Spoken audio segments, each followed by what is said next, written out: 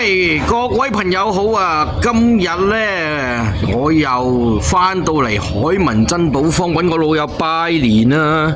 咁呢，就順便啊，就睇睇佢都好耐冇翻過嚟啦。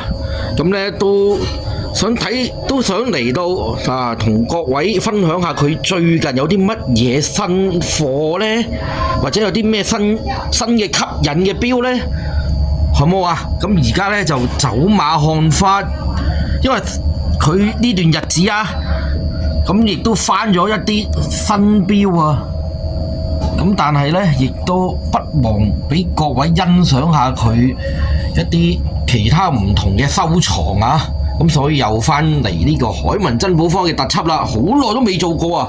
喂，有冇一年啊？唔緊要啊！嗱，雖然係走馬看花啊，咁呢。但係啊，亦都俾各位睇下佢而家有啲咩收藏，唔緊要啊！嗱，各位如果啱睇、啱玩、啱心水呢，亦都係啦，記得留言。咁呢，今集嘅節目呢，就唔會話詳細咁樣講每一隻錶嘅價錢嘅。咁各位如果有興趣嘅就留言，咁我就問我位朋友，咁呢就覆一覆各位個價錢啊。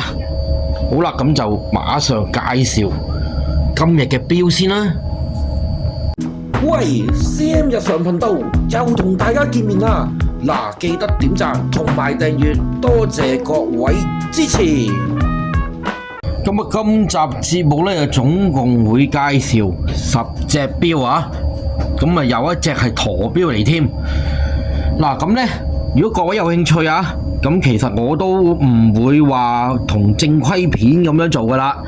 咁呢就聽到呢就知道個價錢。如果唔知道呢，而有興趣呢，記得最緊要啊留言同埋我留言，咁我呢就會問翻我朋友個價錢噶啦。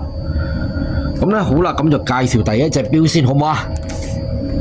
咁我相信各位朋友啊，各位錶友都好心急噶啦。嗱，咁啊第一隻啊，不如就就手先啦。就手啊，邊隻就手呢？ Skeleton 嘅。嗱，講個價錢先啊。嗱，呢一隻如果各位有興趣，係1800蚊啊。呢一隻 Skeleton 嘅包金，相信係8至90年代，係90年代嘅。咁呢一隻係細裝嘅奧威馬上鏈 Skeleton 手錶。嗱，咁佢嗰個外圈呢，就夠晒正噶啦。佢呢個12小時刻度呢，係刻咗一個內影圈嗰度，咁佢係一個外圈式嘅內影圈，係用咗啊羅馬數字啊去畫嘅，去寫嘅，用一黑油寫咗羅馬數字。如果機芯啊，亦都係好多呢啲好似薔薇咁嘅紋啊，用呢個黑油去畫咗落去，成隻錶好 grand 好藝術，兩針設計，而係用咗呢個叫路易針啊，或者叫花，即係有好多花雕刻嘅一個針啊。咁呢，另外呢，佢最別出心裁呢，就係呢喺佢個殼嗰度喎。各位見唔見到佢個殼呢？嗰個形呢，係一個多邊形嘅一個殼嚟嘅。咁亦都係啦，安力士寶石的，哇！嗰個機芯呢，真係冇得頂啊！係一份瑞士機芯啊，亦都打咗喺一個輪嗰度打咗奧威馬嘅火焰嘅一個 logo 啊！咁亦都係啊，喺底嗰個機嗰度，各位見唔見到啊？亦都好清楚見到佢嗰個薔薇雕刻係用咗黑油，你淨係嗰個手工啊，呢個藝術性啊，真係不得之了啊！1800蚊係抵玩嘅。嗱，咁呢隻錶我同各位講啊，因為我就冇帶呢個卡尺嚟啊，咁呢，佢呢個 size 呢，咁我用我嗰個經驗，我用嗰個直覺呢，就覺得佢係大概34至35 mm 嘅。嗱，呢隻錶啊，係奧威馬嘅 Skeleton， 就呢隻係一隻男裝或者中裝 size 嘅，1800蚊34至35 mm 嘅一隻包金或者鍍金嘅一隻 Skeleton 手錶。跟住呢，就唔好俾佢停啦！哇！呢隻咩錶啊？呢隻係一隻幾乎9成9新嘅 Royal 啊！如果各位中意喜歡玩一啲特色上鏈錶呢，亦都唔可以錯過呢一隻。咁佢係一個白色面，亦都係12小時刻度用咗羅馬數字，成隻錶咧似唔似一個台啊，一個台階咁樣啊，一個舞台啊？咁佢係做咗一個八角形啊，長身八角形嘅，做咗3層啊嘅一個台階嘅一個，哇！成隻錶真係個味道啊，真係好特別。我相信你係揾唔到第二隻。哇！個底呢，亦都係 Royal 牌子個 logo 啊。嗱，咁佢嗰個巴的呢係用咗綠色嘅一個石嘅一個巴的嚇。咁呢隻錶呢，我就唔係好清楚係幾多錢啦。我朋友話大概 around 都係2000幾左右嘅呢隻錶。如果有興趣嘅，不妨可以問。咁呢隻係一個 Royal 嘅八角形手錶啊。咁係一隻上鏈手錶，年代咧係70年代，少有咁新淨咯，亦都好正啊！呢隻錶。咁咧跟住咧就係一隻 Omega。如果各位有興趣啊，咁係會同各位配翻條皮帶嘅。佢係一隻 Seamaster 海馬嘅一隻 Cosmo 啊，一隻 Seamaster 嘅一隻上鏈包金手錶。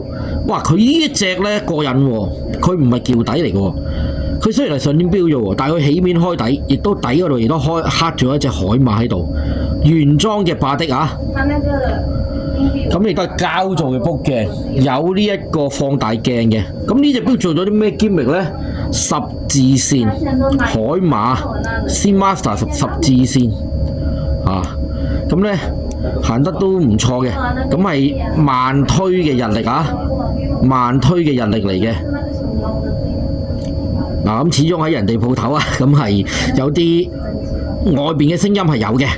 嗱，咁係慢推日曆嚟嘅，佢係24跳嚟嘅呢隻，係啦，係24跳嚟嘅。咁係24跳嚟嘅，頭先已經跳咗噶啦。咁咧呢隻錶咧係鮑魚裝，around咧應該係34至35頭。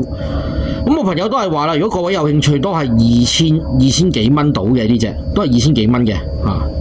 咁咧佢4大方位嚇，亦都做咗階磚。咁其他位置咧就係用咗黑油條，做咗十字線，海馬十字線嚇，單日曆亦都有日曆框。呢一隻錶真係冇得頂啊！佢做埋呢個薄身嘅一個鮑魚殼，真係一流啊！呢隻錶啊，薄身嘅鮑魚殼2000幾啊！如果各位有興趣嘅，我不妨留言，我會同我朋友問佢真正嘅價錢。各位中意 GP 嘅朋友啊，哇！呢一隻 GP 咧，相信都係獨一無二。嗱，呢隻咧，我朋友就講個價錢啦。有興趣嘅就大概係4800蚊。嗱，咁呢一隻錶咧，佢係玻璃頭嚟嘅，好獨特啊！呢隻係自動錶嚟㗎，呢隻係一隻自動嘅芝柏錶嚟嘅。咁咧，佢咧雙日曆，兩個方位嘅12小時刻度咧，佢係咁樣嘅。12點係 GP 個金屬章，6點同埋9點佢係用咗石字，跟住60分鐘嘅刻度佢係用咗點啊，用咗點嘅，用咗點陣去做，用咗呢個點去圍住嗰個內影位咁樣去捆翻個邊嘅。最獨特佢咧係一個鐳射金屬面，而中間咧佢係做咗個八角形，入邊係打咗花，係一個金面啊，打咗花。而芝柏個字各位記唔記到？佢係隱藏咗，其實佢係喺度嘅，隱藏咗喺呢一個似咩面啊？似唔似黑蜜瓜？蜜瓜面啊！呢個蜜瓜面，其實佢有個款號喺度嘅。咁因為佢蜜瓜面實在太過獨特啦，咁所以咧亦有 Geomatic 係嘛？即係芝柏嗰個Matic 啊，同埋Graph Perigo 嗰個名啊，亦都喺入邊嘅。哇！佢做咗呢一個好凌亂嘅一個紋喺度，真係好靚啊！亦白底黑字嘅雙日曆，4800蚊啊！呢隻錶咁咩 size 咧？原裝嘅巴的嚟嘅，咁但係有少少甩色。咁咧佢呢個玻璃面咧，佢亦都做咗啊！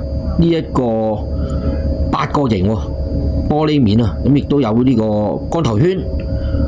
哇！呢隻錶嘅設計真係一流啊！亦都有感覺上佢係有呢個鮑魚裝嘅。咁大概都係唔係，大概都係34mm 至35mm，唔好意思啊，頭先講錯，34至35mm。咁啊，跟住咧就係呢一隻啊，昆侖標啊，昆侖標呢個大概又真係40mm 啦，又42至45mm 嘅呢隻。紫色殼咁咧，嗱呢隻咧係限量88隻嘅呢隻。如果各位有興趣咧，我就直接問我朋友2892機芯啊，亦都盜咗路。呢隻就唔使問噶啦，應該係呢10年8年嘅嘢。嗱，個打咗全原裝嘅白色帶啊，好 young。你喜歡不平凡嘅你，咁呢隻錶咧就啱晒啦。嗱，佢個面咧就係一個女人，一個女人咁嘅樣啊。咁佢亦都係玩咗呢個獨特嘅一個面。個女人都係好獨特個樣嚟㗎啦，係嘛？個嘴唇啊，即係總之就化妝咁樣啦，化到有特色啦嚇。咁成隻錶都好有特色㗎啦。嗱，波錶，哇，成隻真係好動漫啊。咁咧嗱，咁佢嗰個玻璃鏡咧係圓拱形嘅，成個波形咁樣㗎，亦都光頭圈啊，成隻用咗紫色嘅金屬。哇！成隻好 sharp 啊，真係白色嘅帶原裝嘅，全原裝噶啦。咁呢隻錶啊，我朋友話有興趣嘅就不妨問佢。嗱，呢隻錶，咁我記得嗰陣時好貴嘅，呢隻都唔平嘅。咁啊，跟住啊，喜歡呢個金錶嘅朋友啊，亦都唔可以錯過呢兩隻介紹啊。一隻我朋友話好似係呢隻9K 啊，呢隻我唔記得幾多，呢隻都係 K 金嚟嘅。應該都係9K 到嚇，呢兩隻都係9K。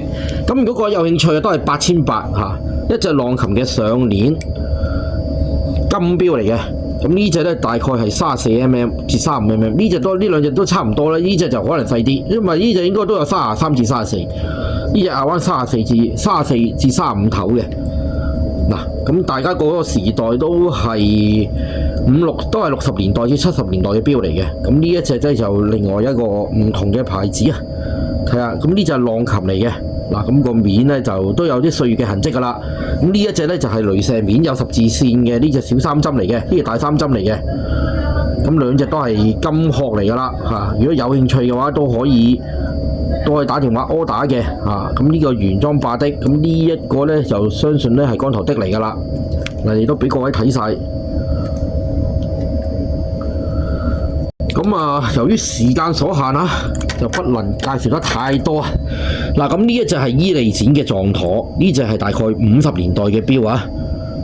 咁係12小時嘅刻度咧，佢係用咗金屬字啊嘅阿拉伯數字。嗱，咁佢呢個咧個底咧好獨特嘅。咁佢用個戒指啊一個圈咁樣壓住呢一個底盤嘅。咁係一隻嗱，咁個牛角耳啊，亦都係34mm 左右嘅。今日啲錶啊，膠做嘅卜鏡。嗱，呢兩隻都係啊，同各位講翻，唔好意思，唔記得咗講，都係膠做嘅卜鏡嚟嘅。嗰個年代啊，60年代係比較流行膠做卜鏡。而呢一隻啊浪琴啊，嗱，俾各位睇下，亦都係呢個 Unit 啊，嗱，呢個雷電啊，咁亦都係啊。呢一個亦都係好有味道嘅。咁係鮑魚殼，大概個 size 35至36mm 嚇，單日力啊。咁佢係一隻自動嘅手錶嚟嘅，嗱 automatic。咁啊，較一較時間俾各位睇下。咁呢一隻咧都係鮑魚殼嚟嘅喎，啊，好靚啊！呢隻大概70年代嘅錶啊。嗱，咁啊白底黑字日曆都係。佢係掘頭針嚟喎，各位記唔記得？而佢12小時刻度咧，佢係用咗條狀。嗱，咁跳一下啦，咁大概35頭到啊。咁呢一隻係包金嚟嘅，啊，35至有機會36嘅，35至35頭到啊，我相信都幾大啊。最後一隻咧就係一隻駝錶啊，黑面嘅駝錶。咁佢係一隻3紋嘅駝錶嚟噶。成隻錶咧，我相信呢隻咧係一隻1900年嘅，因為膊頭較針啊，呢隻。黑瓷再加上路易針，哇！真係即係圓邊位雕晒一啲古典嘅紋，個底啊，哇！邊個嚟㗎？雷神啊！呢一個啊，應該係呢個北歐神話啊嘅雷神啊，咁亦都側邊啊，哇！成隻錶嘅工藝，呢一隻應該係厚包金嚟嘅。應該係包金嚟嘅。咁佢係黑，應該係鐵殼嚟嘅，應該係1900年嗰啲錶，或者1890年嗰啲啊。咁佢係三文錶，咁我唔搞佢啦。三文嗱，哇份機芯錶我睇下，靚到飛起呢份機芯。咁咧佢嗰個三文嗰個掣啊，咁呢隻錶都成應該有50幾 mm 㗎啦呢隻錶。俾我睇下。咁啊希望各位中意我今日嘅推介啦。咁啊下一集再見，拜拜。各位如果有興趣嘅話，就請留言，記得 subscribe 同埋 share 我個頻道。下條片再見，拜拜。